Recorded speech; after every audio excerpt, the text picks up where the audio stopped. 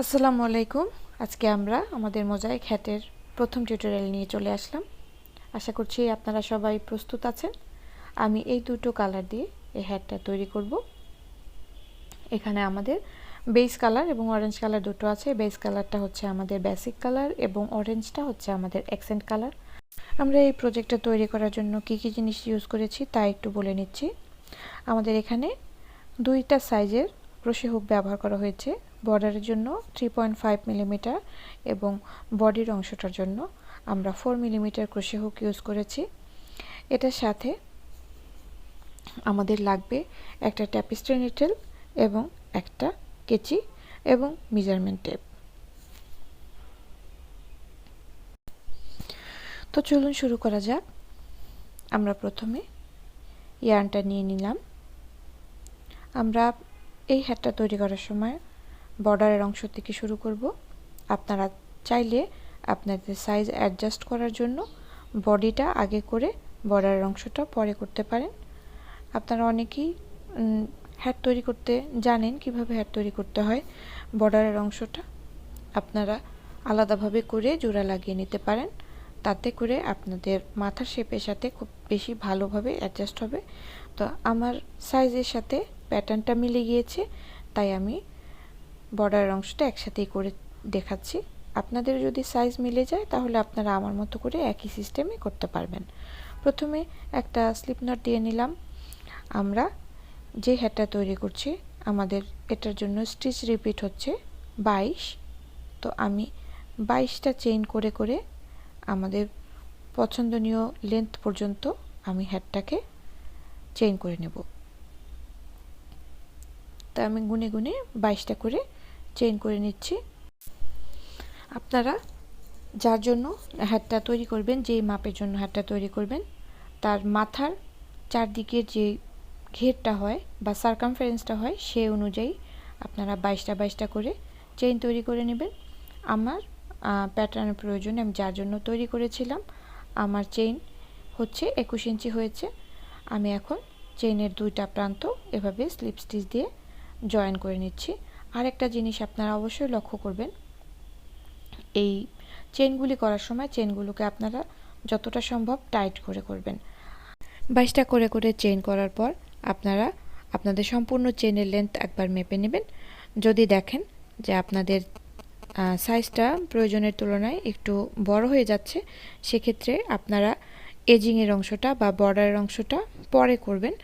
বডিটা আগে করে নিয়ে বর্ডারটা পরে করবেন। আর যদি দেখেন আপনাদের ডিজায়ার্ড সাইজের সমান হয়ে গিয়েছে, তাহলে সম্পূর্ণ আমাদের এই টিউটোরিয়ালে দেখানো নিয়ম অনুযায়ী আপনারা করতে পারবেন। তো আমি এখন শুরু করতে যাচ্ছি।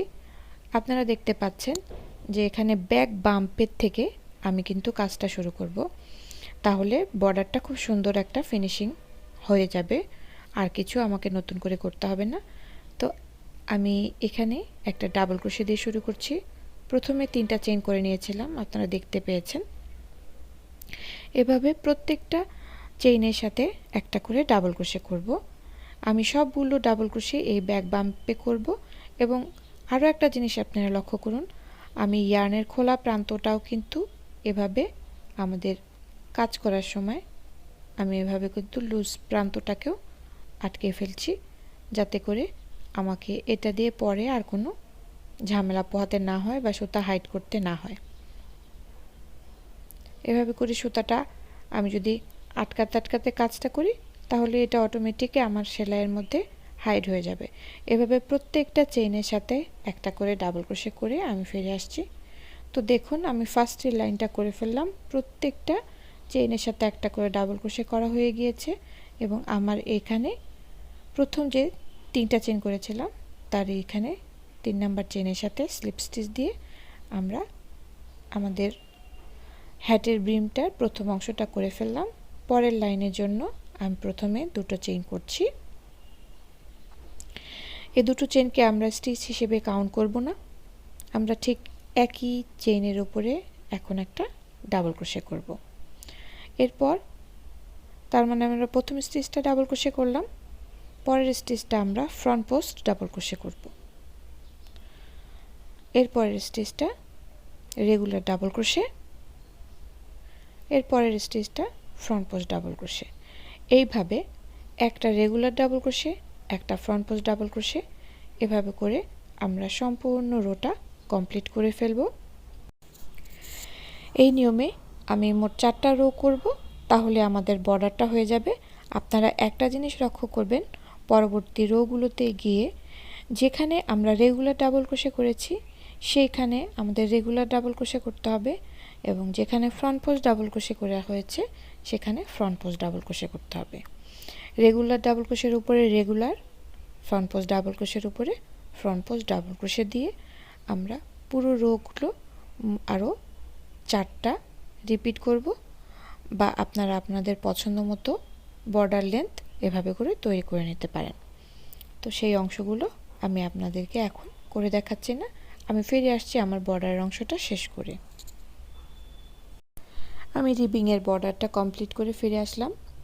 আমি মোট 4বার এই ফ্রন্ট পোস্ট ডাবল ক্রোশে এবং রেগুলার ডাবল ক্রোশে দিয়ে রিপিট করেছি। আমার প্রায় 1.5 ইঞ্চির কাছাকাছি আমার বর্ডারটা চলে এসেছে। এখন আমি আপনাদেরকে দেখাচ্ছি, এই যে 1.5 ইঞ্চি হয়েছে আমার বর্ডারটা। এখন আমি পরবর্তী স্টেপ শুরু করব। আমরা প্যাটার্নের রো এখন একটু পরেই শুরু করতে যাচ্ছি। এখন প্রথম অংশ হচ্ছে আমরা আগে স্লিপ স্টিচ দিয়ে বর্ডারটা কমপ্লিট করে নিচ্ছি। এখানে আমি 3.5 মিলিমিটার ক্রোশে হুক ব্যবহার করেছিলাম, এবং এই অংশ থেকে আমাদের আর এই হুকটা ইউজ করতে হবে না। আমি এটাকে চেঞ্জ করে এখন 4 মিলিমিটার ক্রোশে হুক দিয়ে কাজ শুরু করব। এখন থেকে আমাদের মোজাইক ক্রোশে প্যাটার্নটা শুরু হতে যাচ্ছে।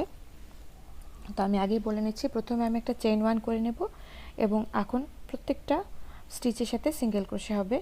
এখন আপনারা দেখেন, আমরা এই দুটো লুপ নিয়ে বেশিরভাগ সময় কাজ করি, কিন্তু মোজাইক ক্রোশে করার সময় আমরা এভাবে এই ব্যাক লুপ নিয়ে কাজ করব।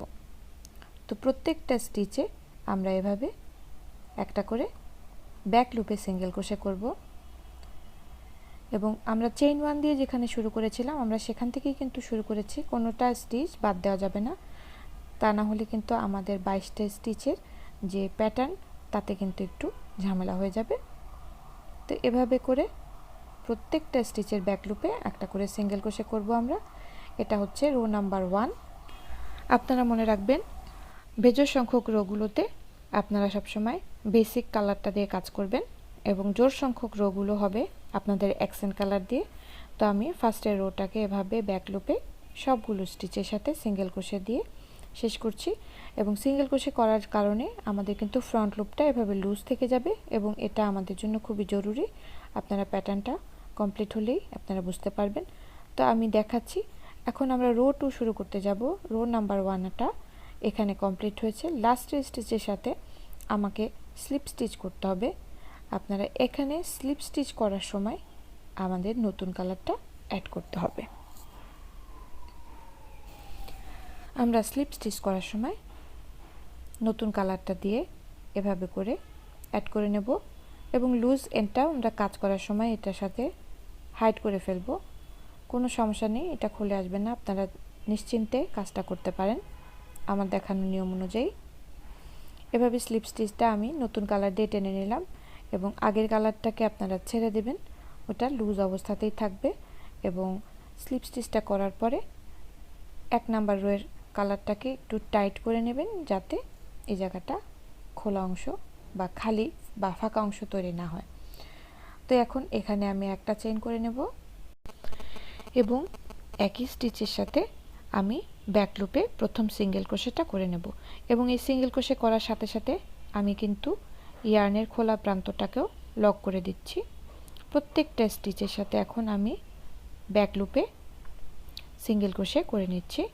এটা হচ্ছে আমাদের রো নাম্বার 2। রো নাম্বার 2তে আমাদের প্রত্যেকটা স্টিচের সাথে এভাবে করে ব্যাক লুপে সিঙ্গেল ক্রোশে করে নিতে হবে। এভাবে পুরোটা রো কমপ্লিট করে আমি ফিরে আসব। এখানে দেখতে পাচ্ছেন ব্যাক লুপে সিঙ্গেল ক্রোশেগুলো করার কারণে ফ্রন্ট লুপগুলো কিন্তু আমাদের ওপেন অবস্থায় আছে। তো আমি এখন রো নাম্বার 3 শুরু করতে যাব। এভাবে আমি প্রথম সিঙ্গেল ক্রোশের সাথে স্লিপ স্টিচ করে নিব। স্লিপ স্টিচ করার সময়ই আমরা আমাদের কালারটাকে চেঞ্জ করে ফেলব। এভাবে স্লিপ স্টিচটা আমরা বেস কালার দিয়ে করে নিচ্ছি এবং এখান দিয়ে রো 2 আমাদের শেষ হয়ে গেল। সুতোগুলোকে টেনে অ্যাডজাস্ট করে নেবেন যাতে কোনো ফাঁকা অংশ না থাকে। এরপরে আমরা এখানে একটা চেইন করে তারপরে ব্যাক লুপে আমরা আমাদের প্রথম সিঙ্গেল ক্রোশেটা করব। এখানে আমাদের গুনে গুনে 8টা সিঙ্গেল ক্রোশে করতে হবে।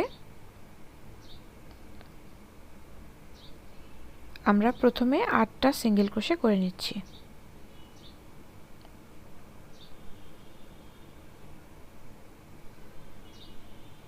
এবং এই সিঙ্গেল ক্রোশেটা করার সময় আমরা শুধুমাত্র বেস কালার দিয়ে করছি।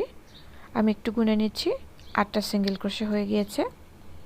এরপরে একটা ডাবল ক্রোশে করতে হবে। তো ডাবল ক্রোশেটা আমরা পরবর্তী সিঙ্গেল ক্রোশের নিচে যেই ওপেন লুপটা আছে এই বেস কালারের এই ওপেন লুপ থেকে আমরা ডাবল ক্রোশেটা নিব। তো এই জিনিসটা আপনাদের অবশ্যই মনে রাখতে হবে, ডাবল ক্রোশেগুলি সবসময় সামনের ওপেন লুপ থেকে হবে, ফ্রন্ট লুপ থেকে, আর সিঙ্গেল ক্রোশেগুলি সবসময় ব্যাক লুপে হবে। এবং যেই স্টিচটার উপরে আমরা ডাবল ক্রোশে করব ওই স্টিচটা কিন্তু খোলা অবস্থায় থাকবে। পরবর্তীতে 5টা সিঙ্গেল ক্রোশে করব, পরপর 5টা, এবং ব্যাক লুপে হবে। সবসময় সিঙ্গেল ক্রোশেগুলো ব্যাক লুপেই হবে। 3 4 5, 5টা সিঙ্গেল ক্রোশে করে ফেললাম। এখন আবারও একটা ডাবল ক্রোশে করতে হবে।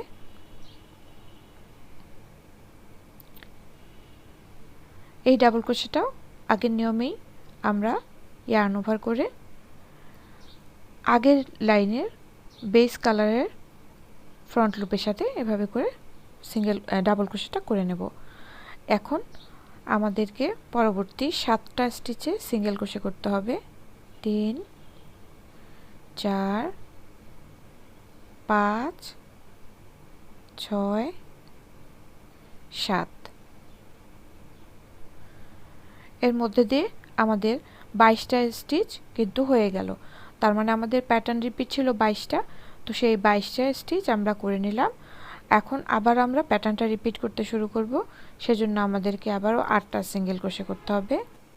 তার মানে প্যাটার্ন রিপিটের মাঝামাঝি পর্যায়ে যে অংশটা থাকবে সেখানে আমরা 7 এবং 8 দুটা মিলিয়ে 15টা সিঙ্গেল ক্রোশে হবে।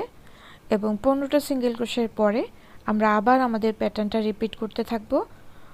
এই 15টা সিঙ্গেল ক্রোশের পরে কিন্তু আমরা আবার একটা ডাবল ক্রোশে করছি। ডাবল ক্রোশের পরে আবার আমাদের 5টা সিঙ্গেল ক্রোশে হবে। এভাবে করে প্যাটার্নটা রিপিট হতে থাকবে। আপনারা গুনে গুনে স্টিচগুলো করবেন যাতে কোনো রকমের কাউন্টিংয়ে ভুল না হয়। আমরা রোয়ের শেষ প্রান্তে চলে এসেছি। রো নাম্বার 4 শুরু করছি। রো নাম্বার 4-এর জন্য আমাদের অরেঞ্জ কালারটা নিতে হবে। আমরা স্লিপ স্টিচেই আমরা কালারটা চেঞ্জ করে নিলাম। এখন প্রথমে একটা চেইন করে নিচ্ছি এবং এরপরে আমরা একটা ডাবল ক্রোশে করব। ডাবল ক্রোশে দিয়ে শুরু করব। এভাবে করে অরেঞ্জ লেয়ারের ফ্রন্ট লুপের সাথে এভাবে আমাদের প্রথম ডাবল ক্রোশেটা করে নিচ্ছি। প্রথমেই আমরা একটা ডাবল ক্রোশে করে নিলাম। এখন আমাদের 8টা সিঙ্গেল ক্রোশে করতে হবে। গুনে গুনে ব্যাক লুপে 8টা সিঙ্গেল ক্রোশে করব। 2 3 4 5 6 7 8। এই 8টা সিঙ্গেল ক্রোশে আমরা করে নিলাম। এরপরে একটা ডাবল ক্রোশে হবে। ইয়ার্ন ওভার করে অরেঞ্জ লেয়ারের ফ্রন্ট লুপে এভাবে একটা ডাবল ক্রোশে করে নিচ্ছি। এরপরে 3টা সিঙ্গেল ক্রোশে, 1 2 3। এখন আরেকটা ডাবল ক্রোশে হবে, একটা ডাবল ক্রোশে। এরপরে আমরা 8টা সিঙ্গেল ক্রোশে করব। 1 2 3 4 5। প্রত্যেকটা সিঙ্গেল ক্রোশে আমরা ব্যাক লুপে করব এবং সবসময় ডাবল ক্রোশেগুলো আমরা নিচের লেয়ারের ফ্রন্ট লুপ থেকে করব। এই দুটো জিনিস আপনাদেরকে এই কাজটা বিশেষ করে মোজাইক ক্রোশে করার সময় সব সময় মনে রাখতে হবে আমরা 8টা সিঙ্গেল ক্রোশে করে ফেলেছি, এখন আমরা একটা ডাবল ক্রোশে করব। 8টা সিঙ্গেল ক্রোশের পরে একটা ডাবল ক্রোশে। এর মাধ্যমে আমাদের প্যাটার্ন রিপিটটা শেষ হলো। আপনারা দেখতে পাচ্ছেন প্যাটার্নটা একটা ডাবল ক্রোশে দিয়ে শুরু হয়েছিল, এখানে আর একটা ডাবল ক্রোশে দিয়ে শেষ হচ্ছে। তার মানে পরবর্তীতে আমরা আবারও একটা ডাবল ক্রোশে দিয়ে করব। তো এখানে আমাদের এই রোটা কমপ্লিট করে আমি ফিরে আসলাম পরবর্তী রোতে বেস কালারে আমি স্লিপ স্টিচ দিয়ে চেঞ্জ করে নিয়েছি। এখন প্রথমে একটা চেন দিয়ে একটা সিঙ্গেল ক্রোশে করে নিচ্ছি, পরবর্তী স্টিচে একটা ডাবল ক্রোশে হবে। বেস লেয়ারের সাথে ফ্রন্ট লুপে ডাবল ক্রোশেটা আমরা করে নেব। এরপরে 3টা সিঙ্গেল ক্রোশে, ব্যাক লুপে 3টা সিঙ্গেল ক্রোশে হবে, 1 2 3। এরপরে 2টা ডাবল ক্রোশে হবে। এখানে নিচের ফ্রন্ট লুপে একটা ডাবল ক্রোশে এবং 2 নাম্বার ডাবল ক্রোশে। এরপরে 3টা সিঙ্গেল ক্রোশে করব, 1 2 3। এভাবে করে ব্যাক লুপের সাথে আমরা 3টা সিঙ্গেল ক্রোশে করছি, একটা ডাবল ক্রোশে, 1, পরবর্তীতে একটা সিঙ্গেল ক্রোশে এবং একটা ডাবল ক্রোশে। এরপরে 3টা সিঙ্গেল ক্রোশে। আপনারা যদি খুব লক্ষ্য করে কাজটা করেন তাহলে দেখতে পাবেন প্যাটার্নটা কিন্তু মাঝখান পর্যন্ত গিয়ে আবার ব্যাকে রিপিট হয়ে আসে। তো আপনারা কাজটা করার সময়ই বুঝে যাবেন যতটা কঠিন মনে হচ্ছে আসলে ততটা কঠিন না। 3টা সিঙ্গেল ক্রোশের পরে 2টো ডাবল ক্রোশে। এভাবে করে ফ্রন্ট লুপের সাথে আমি ডাবল ক্রোশেগুলো করে নিচ্ছি,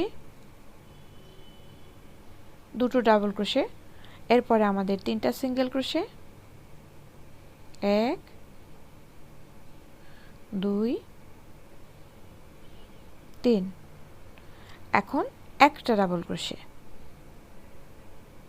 এই একটা ডাবল ক্রোশে করে নিলাম।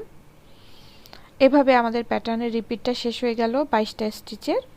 এখন আমরা পরবর্তী রিপিট শুরু করতে যাচ্ছি, এজন্য আমরা একটা সিঙ্গেল ক্রোশে করলাম, এরপর একটা ডাবল ক্রোশে করলাম।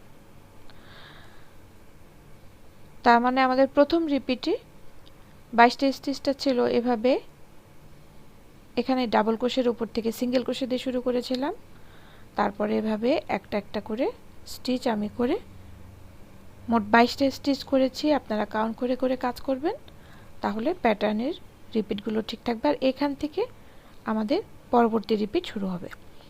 তো এই পর্যন্তই থাকলো, আগামী পর্বে বাকি অংশ নিয়ে ফিরে আসছি। আল্লাহ হাফেজ।